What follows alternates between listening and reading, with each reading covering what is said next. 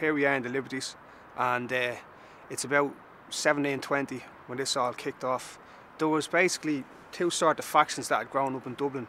There was lots of different factions, but there was two main big hitters in the city. On one side here you had the Liberty Boys, who grew up out of kind of the Protestant Huguenots who came over and lived in this ghetto over here. And then on the north side you had the Ormond Boys, who kind of grew up out of like the apprentice butchers. So obviously their weapons of choice were all the utensils, the tools of the trade. But it was just like one of these things, like the laws of attraction. The Ormond Boys on the north side and the Liberty Boys on the south side, there was just no way they weren't going to come head to head. And there was a couple of gigantic fights. Like they used to have these like mad pitch battles, like where the kind of whole city would stop, and the place be in uproar. They'd be running up and down, you know, just attacking each other with clubs and sticks and whatever they could find close to hand. But it developed to like scimitars, you know, those mad curved swords, and falchions, which was basically this weird cooked steak, which was the weapon of choice of the Liberty Boys. They used to like fight kind of every Sunday. And it was a mad thing. Like they kind of go to mass, you know, kind of hang out, whatever. Maybe, I don't know, leave their weapons outside church, and then just all meet up at preordained locations and kick and cut and slice and punch the head off each other.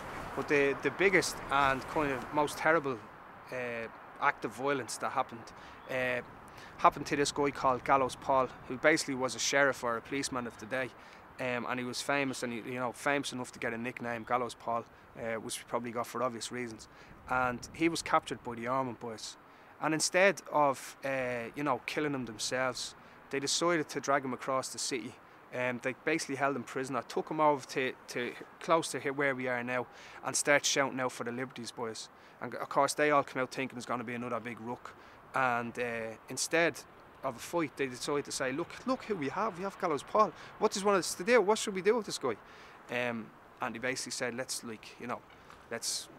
play with him. So like they kind of just decided to cut him up. Like they used to do terrible things like disembowel, like leave people with their stomachs cut open and then they die later on that night and stuff like that.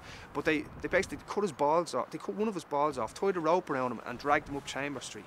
And they eventually just hung him on a tree, you know, and left him there for all to see. But it kind of went on for years, kind of up until the 1790s, and it faded away. And it was fading away as the city, this was all happening outside the city walls, and as the city got kind of more control over the Liberties areas and the likes of the Ormond areas and stuff, Oxman Town and stuff like that, the mayor eventually, because there used to be loads of soldiers and they'd come out and get involved in the fights in the skies, because it must have been just so much fun. Like I don't know why, but they all just wanted to go and kick the head off each other every Sunday. It's basically hooliganism without the sport. And so eventually the mayor caught wind of this and it was getting too serious, and he decided to extend his authority out beyond the city walls and kind of knock it all on the head.